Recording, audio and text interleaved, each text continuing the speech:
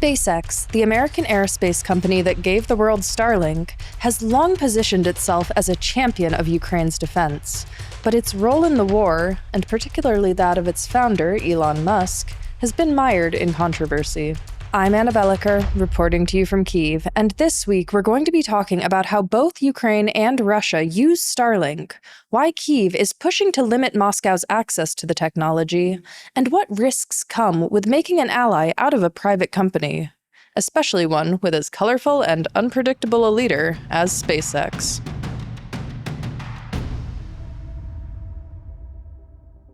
Let's go through a few technical details first. What is Starlink? Now, traditional satellite internet connects to a satellite orbiting the Earth at a high altitude. In contrast, Starlink uses a constellation of many satellites at once and sends them into orbit at a much lower altitude, creating a network that supplies faster broadband to a wider geographic range. If you have one of these terminals here on the ground, which are pretty easy to set up, you can get working internet from just about anywhere. The technology is simple, but it can be transformative for remote, rural, or underdeveloped places without a ton of infrastructure, or places that are experiencing some kind of turbulence, like, say, a full-scale invasion by Russia. When Russia began its so-called special military operation on February 24, 2022, its opening strikes targeted telecom infrastructure. Those familiar with the matter say that one of the most immediate concerns for Ukraine was Russia breaking down the chain of command by jamming radios, so an alternative form of communication was urgently needed. 2 days after Russia attacked, then Minister of Digital Transformation and current Defense Minister, Mikhailo Fedorov, tweeted directly at Elon Musk asking him to help. 2 days later, Musk answered that Starlink had been activated over Ukraine, with SpaceX moving quickly to ship terminals over. Within half a year, Starlink terminals were everywhere in Ukraine, being used by the military, humanitarians, hospitals, railways, and general civilians. The simplicity of the terminal to set up, paired with the extensive coverage from the network of satellites, made Starlink versatile and useful, able to both provide internet to a home and navigate a drone. You can imagine the difference in military communications moving from walkie-talkies to commercial smartphones. And their novelty gave Ukraine an advantage. When Starlink appeared on the battlefield, Russia didn't know how to geolocate, jam, or hack into it, and had none of their own. 4 years later, Starlink remains crucial for Ukrainian military communications at many levels, including helping to maintain connectivity for advanced weapons such as heavy bomber drones and ground drones. I'm going to hand it over to my colleague Francis Farrell to tell you more. So whenever you ask a soldier or a commander in Ukraine, and often on the Russian side as well, what is the biggest technological advantage that Ukraine has in this war, almost every time the answer will be this: Starlink. Over 2024 and 2025, as the drone war expanded at breakneck pace, and with it the effort to develop better jamming and electronic warfare devices, both sides started to also look at Starlink as the best new method of comms to put on drones itself. This goes for long-range drones in the air, but also for unmanned ground vehicles, which are becoming more and more important on the battlefield. We're here today with Ukraine's 3rd Army Corps at their cutting-edge unmanned ground vehicle school to show you exactly how important Starlink is for keeping Ukrainian forces in the fight on the battlefield today. Тут у нас представлені роботизовані комплекси під назвою «Терміт». Логістична платформа, але також з можливістю встановлення різних модулів, таких як турель, капсула під евакуацію, модуль мінування, модуль скидання вантажу і тому подібне. Далі у нас представлений, назва по документам КНЛР-Є, але ми його ще називаємо веприком. Це у нас логіст слеш НРК під тактичну евакуацію поранених. До фаркопа кріпиться ноша, туди лягає поранений і вивозиться якраз таки з зони ураження. З часом потреба в збільшенні дистанції росла, почали придумувати різні способи зв'язку з НРК, прийшли до зв'язку по Starlink, по LTE-зв'язку мобільному і по іншим різним альтернативним джерелам. Дивіться, у нас тут представлений набор для встановлення на наземний роботизований комплекс, саме Starlink. Як його встановлюють на НРК? Дуже просто. Беруть тарілку, беруть отакий от короб, зазвичай це броньований короб 4 класу, і беруть радіопрозору кришку. Для чого? Для того, щоб якраз таки нагрів тарілки Starlink не демаскував виріб. Тарілку ми кладемо ось таким чином, закріпляємо її всередині, отакими от кутками. Наскільки зараз все залежить і тримається на НРК? Насправді доволі сильно залежить, оскільки ви правильно підмітили, що кілзона вона дедалі більше.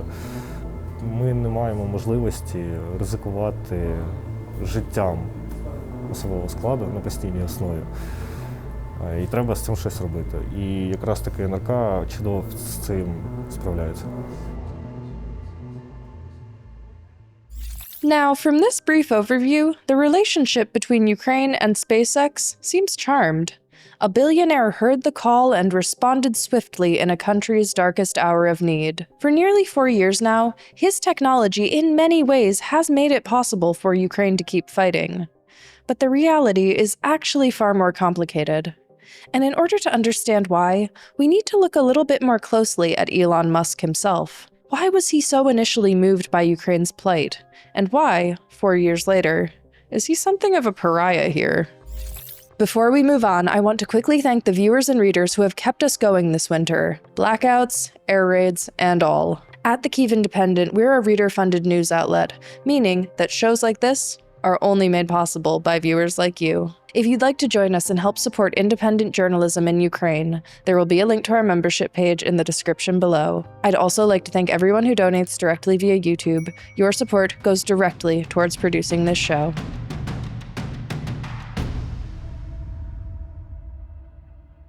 In case you didn't know, Elon Musk is the wealthiest person in the world, famous for leading companies like Tesla, X, and SpaceX. A common sentiment expressed in interviews throughout his life is that he wants to save humanity, leading him to invest in everything from self-driving cars to colonies on Mars. Although he's often presented as a kooky inventor of sorts, Musk has operated these companies as a ruthless businessman, not a curious engineer. He's undeniably motivated by sweeping narratives of good and evil, but his words and behavior have become so erratic over the years that no one is exactly sure where his allegiances truly lie. Initially, Musk was sympathetic to the Ukrainian cause and got good publicity for providing Starlink.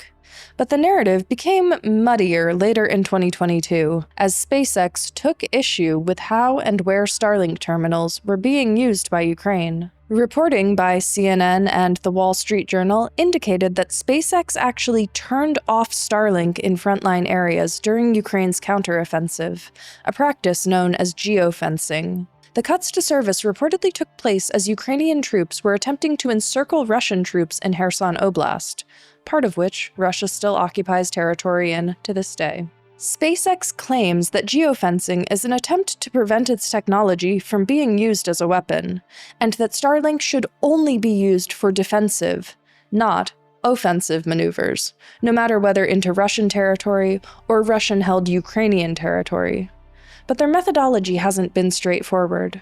From February to September of 2022, Starlink was active in all regions of Ukraine and played a crucial role in Ukrainian comms during the Battle of Kyiv and the siege of Mariupol. As the Ukrainian counteroffensive gained momentum, however, Musk reportedly opted instead to have Starlink active only over Ukrainian-controlled territory, as delineated by the front line of fighting at that time, effectively kneecapping Ukraine in the moments its troops crossed into Russian-occupied territory. The controversy deepened when a 2023 authorized biography of Musk claimed that he had made the active decision to turn off Starlink off the coast of occupied Crimea during a Ukrainian operation there, so as not to involve his company in a global war. This claim was later amended to say that there had never been service over that part of Crimea, and Musk had actually declined to activate it there several weeks earlier when asked by Ukraine to do so. Whatever qualifiers you use, in both the case of the Crimea operation and the geofencing that hindered Ukraine in the counteroffensive, it fell to SpaceX, and thus ultimately to Musk, to set the rules of engagement. These are huge shots on the battlefield being called not by military leaders or even government officials, but by a private individual. A private individual not immune to outside influence, persuasion, and threat. The unease over Musk's influence on the war only grew as Donald Trump returned to the White House and gave Musk a role in his new government. Musk's tenure was short-lived, but he notably slashed foreign assistance programs that included many vital humanitarian and media initiatives here in Ukraine. Just 4 years ago, Musk positioned himself as one of Ukraine's strongest supporters. But since Trump's re-election in 2024, Musk has amplified conspiracy theories about Ukraine, spoken out against Western military aid, expressed support for far-right movements that align with Russia, and parroted Kremlin demands about how Ukraine should cede its territory. Musk's father told the media that it would be foolish not to admire Russian President Vladimir Putin, who went so far as to offer Musk asylum in Russia last summer after a particularly unhinged fallout with Trump. But as much as Musk takes credit for supplying Starlink to Ukraine, he hasn't been shouldering the costs alone.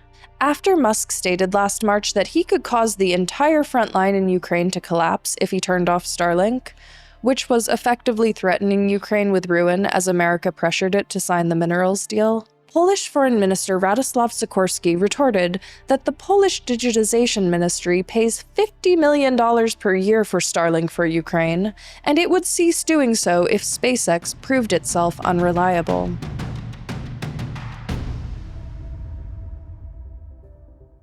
When speaking about the technology that makes Starlink so valuable, we also have to address another growing problem. Whether it's by hacking into the signal, scooping terminals off the battlefield, or illegally importing them through proxy countries, Russia has been using Starlink for its own benefit for at least several years, with cases confirmed since 2024. The problem of Russia's use of Starlink has apparently become so acute for Ukraine that last week, Ukraine's defense minister Mikhailo Fedorov again addressed Musk on X to implement a whitelist, a registry of Starlink terminals that would allow only authorized devices to work in Ukraine, and disconnect those being illegally used by Russia. And to explain some more about that, I'm gonna need some help from our defense industry reporter, Colin Post. So Colin, can you kind of paint a picture of what the situation is with Russia and Starlink? How many terminals do they have? What are they using them for? Is it getting worse? Yeah, absolutely. So I will start off by disclosing certain things I do not know, like the specific numbers of terminals that either Ukraine or Russia have. But I mean, for one example, Poland gave Ukraine about 5,000 about a year ago. I mean, they get destroyed, but we are talking many thousands of Starlink terminals that Ukraine has. Russia, we don't have quite the same figures because they've had to sneak them all in, right? Formally, Starlink doesn't operate inside of Russia. The satellite signals don't work inside of Russia. They do, however, connect within some of the occupied territories, and they certainly connect within Ukraine itself. So sort of the dispute right now, the initial area where Ukraine identified Russia as using Starlink terminals was with long-range drone strikes. A Shahed drone lost contact with its operators pretty quickly after, leaving the Russian border, right? With the Starlink, it would maintain some level of contact. I mean, Russia also used Ukrainian SIM cards to do something similar, but at a lower bandwidth. That was the first area where Ukraine was highlighting that Russia seemed to be getting Starlink terminals. More recently, they've been talking about Russian soldiers using them in frontline positions. And that is, I suppose, what the recent announcement is putting to the test, how much these people had become dependent in the same way that Ukrainian soldiers had been using Starlink for most of their internet needs. Can you explain a little about the whitelist? Sort of what is it? I know it's already starting to be rolled out, but kind of can you explain how that is intended to work? In keeping with this idea that these Russian-owned Starlink terminals seem to be operating within Ukrainian territory or temporarily occupied territory, right? The solution that the new Minister of Defense presented was, hey, we are going to put everybody on lists. We're going to use a couple of different applications, one for the military uses, one for the civilian uses. I mean, there's DIA. So I suppose to back up a little bit to give more on this guy's background, Mikhailo Fedorov recently moved from the Ministry of Digital Transformation to being the Minister of Defense. But at the Ministry of Digital Transformation, his crowning achievement was this application DIA, which kept all sort of Ukrainian passport, licensing, vehicle ownership, property, all that stuff was registered in this one application, right? He's basically applying that principle to Starlinks. So everybody has to be registered in order to use their Starlink within the territory of Ukraine. Apparently, Elon Musk is on board with this. Fedorov seems to have a much better relationship with Elon Musk than any of his predecessors have had. So currently, we are actually watching in real time as unregistered terminals are those not on the whitelist, right? The whitelist is strictly just being registered. So those terminals that are off of that whitelist are being disconnected in real time. And can you maybe say something about the headline today about it being catastrophic for Russia? The total impact we're aggregating right now. I suppose when this episode airs, we should know a little bit more. But just based on reports from the front line here, various Russian Telegram channels, other social media, it does seem to be hitting the Russian front line pretty quickly. There are already units, particularly assault units within Ukrainian territory, that had been using these, Starlink terminals as their way of connecting with the outside world, which is especially interesting because less than a year ago, I think 9 months ago, there was this big fear within Ukraine that Elon Musk had threatened to cut off terminal access to Ukrainians, and everybody was suddenly weighing what sort of alternatives exist, and they're kind of limited. If you want high definition bandwidth at the front lines, the Starlink terminals have maintained that in a way that nothing else seems to. Could there be any unforeseen side effects for Ukraine with this whitelist? Could it have a negative impact? Yes, I mean, absolutely. We are already seeing a few Ukrainians are also complaining of suddenly not having access to their terminals, this internet that they had become reliant upon. They should be able to register, right? But there are concerns that are somewhat parallel to the historical concerns about this DIA application. That is, if you centralize this much information that is obviously critical to military infrastructure, anytime you have that kind of centralized point of failure, you are at risk of something else catastrophic happening. So right now, in theory, all these people who are getting disconnected, you would imagine they'd have some way of registering. But say, for example, you have foreign nationals, you have international units, they might not necessarily be able to access the applications they need to, the registration portals that they need to. This could prove problematic to them. Obviously, that could get resolved, but the idea of somehow somebody hacking this entire base and somehow moving it from the whitelist to the blacklist, that's a sort of nightmare scenario if you have this sort of centralized pool of data. As it stands, that's somewhat catastrophizing, but that would be, I think, the more long-term concern rather than now this delay of registering everybody. And just to be clear, how is Russia getting these terminals? What are the common ways that they're coming by them? So Russia's pretty good at getting around sanctions in general. It's third-party countries, importers, probably based in Kazakhstan, Armenia, wherever else. The Ukrainian intelligence agencies have said that China is playing a major role in shipping en masse Starlink terminals into Russia, which then end up at the front line. There's no real civilian use of Starlinks within Russia itself. These aren't, going to Panelki and Buryatia. These are bound for the front line in almost all cases.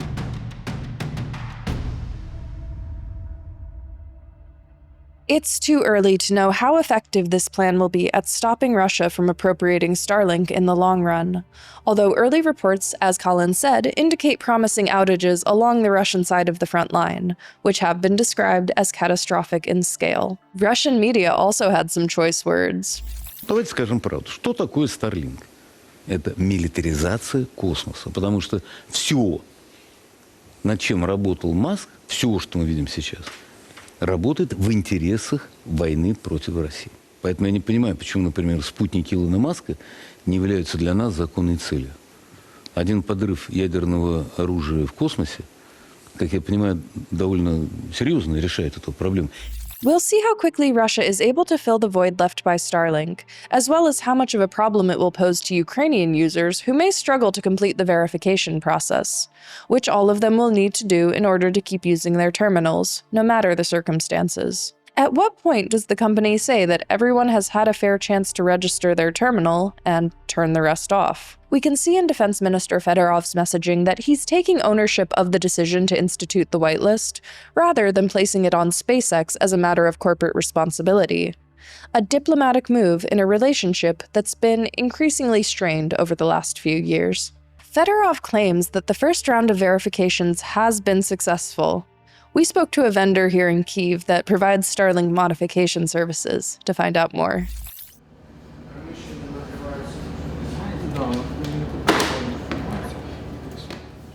Термінали Starlink працюють в межах адміністративного кордону України.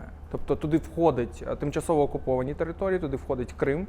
І коли в якийсь момент росіяни дізналися про те, що вони можуть активувати термінал Starlink на підконтрольній їм тимчасово території, то вони почали цим користуватися. Держава зробила правильний крок на цьому етапі верифікації старлінків, що це саме старлінки, які знаходяться на підконтрольній території України і що вони належать українцям. Прямо зараз весь фронт зі сторони противника стоїть, вони їм відключили всі технології, і це супер результат, я вважаю.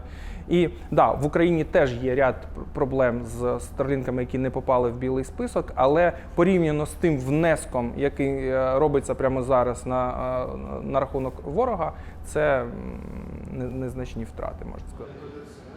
Там є обмеження, що одна людина може зареєструвати максимум 3 термінали Starlink, і вона має їх показати фізично.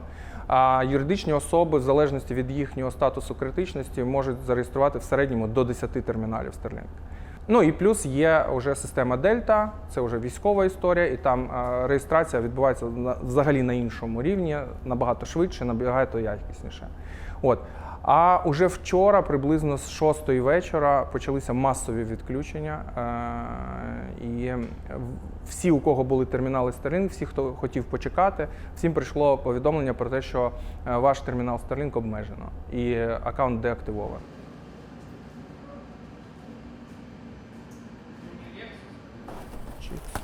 З 23-го року ми займаємось тим, що адаптовуємо термінали Starlink для використання на транспортних засобах.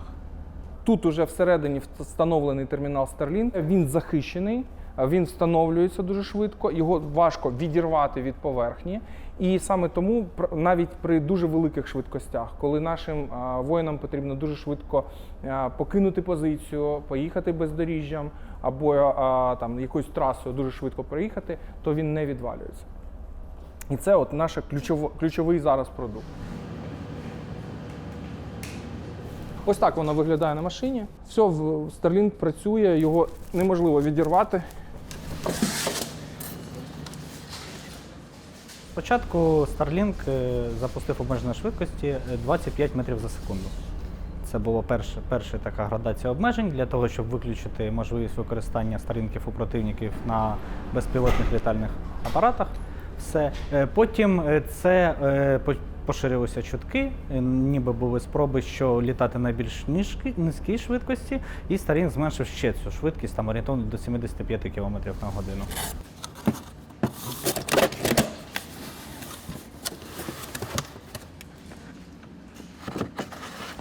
Спробувати якісь інші варіанти обмежень було як першочерговою мірою неможливо, тому що так само і наші використовують Збройні сили, Starlink на дронах, літальних апаратах. Так. Тому потрібна була верифікація, якісь подальші дії, окрім обмеження швидкості, безперечно. Practically speaking, Ukraine is going to need Starlink for the foreseeable future. It was not a one-time helper in the early days of the invasion. Its usage has only expanded since. Even though China and Amazon, and it is odd to name those like two equal superpowers, are working on their own versions of the low-altitude satellite constellation, there isn't an immediate alternative, and for better or worse, Starlink has already been distributed widely in Ukraine in a way that isn't likely to be replicated by a competitor anytime soon. The question of whether it's in Ukraine's best interest to rely on SpaceX or to trust Elon Musk is moot at a certain point. Ukraine can't divorce itself from the risks, but it can try to mitigate them. The influence over geopolitics afforded to Musk by his wealth might seem unprecedented, but in many ways, he's carrying on a tradition. The ultra-rich have always tried to influence the battlefield. If John D. Rockefeller understood that World War I was fueled by oil, Musk understands that this war is fueled by broadband. But although Musk's role in war may fit old tropes, that's not to say that any of this is normal. Musk is not a distant financier like Rockefeller, or an engineer quietly working behind the scenes Oppenheimer style.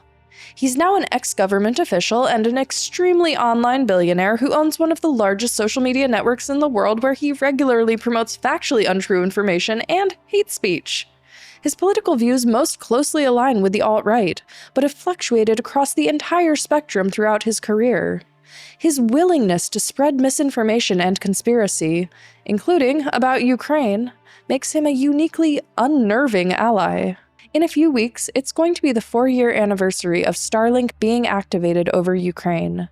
And to reiterate, for many, this service has been a lifeline that's never been in dispute. The issue lies in the fact that that lifeline comes at the discretion of one corporation, and by extension, one man, who has proven himself to be firmly on no one's side but his own. An unreliable ally is something Ukraine can't afford, meaning that until a truly viable alternative to Starlink emerges, we remain between a rock and a hard place.